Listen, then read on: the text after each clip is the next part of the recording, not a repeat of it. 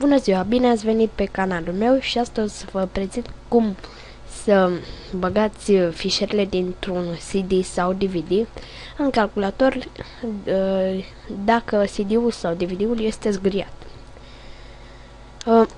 Intrăm pe Mozilla, în cazul meu, nu folosesc alt browser. Scriu CD Recovery, acesta, CD Recovery Toolbox. Intrăm pe rezultatul acesta. Aici zice la ce este bun. Așa, dacă fișierul nu este bine scris, în fine, sau dacă a fost udat de lichide. Așa, în fine, dăm download. Este gratis. Instalarea eu nu o să o mai fac, pentru că l-am deja instalat. Este o instalare ușoară, ca la un program simplu. Despre aceste puncte o să vorbesc în tutorialul viitor. Așa. Uitați aici cum este în el. Vedeți?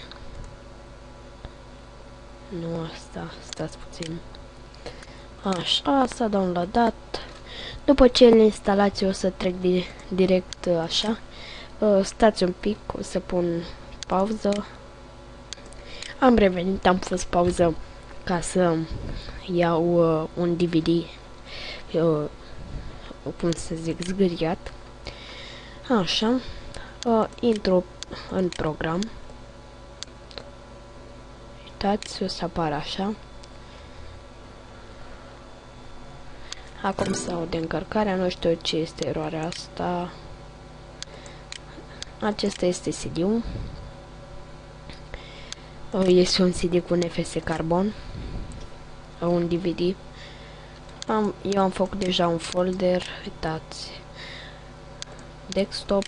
Make new folder. Restore. Date. Ok. Browser. Restore date. Aici dăm next. Aici, dacă vrem să selectăm tot, dăm check all. Dacă vrem să deselectăm tot, dăm uncheck all. Eu o să iau doar keygen-ul. Nu mai vreau să stau degeaba să pierd timp. Dau save.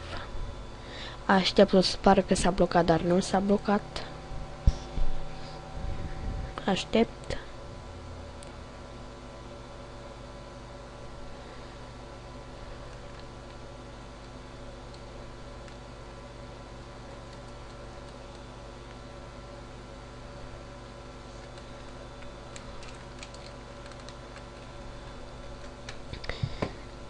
O să pun pauză și revin când este gata. Nu o să vă apară nicio eroare până atunci. Uitați, mai are un pic. N-am stat nici măcar un minut, am stat vreo 40 de secunde. Gata, s-a deschis. Intru în el. Uitați. Așa este fișierul. Nu este în cauza programului, așa este el. Cam atât. În tutorialul viitor o să vorbesc despre cum să downloadăm videoclipuri după YouTube gratis. O să am două metode, una fără niciun program și alta cu un program. Până atunci, la revedere. Sper să dați like, subscribe, ce mai știți. Eu vă spun la revedere.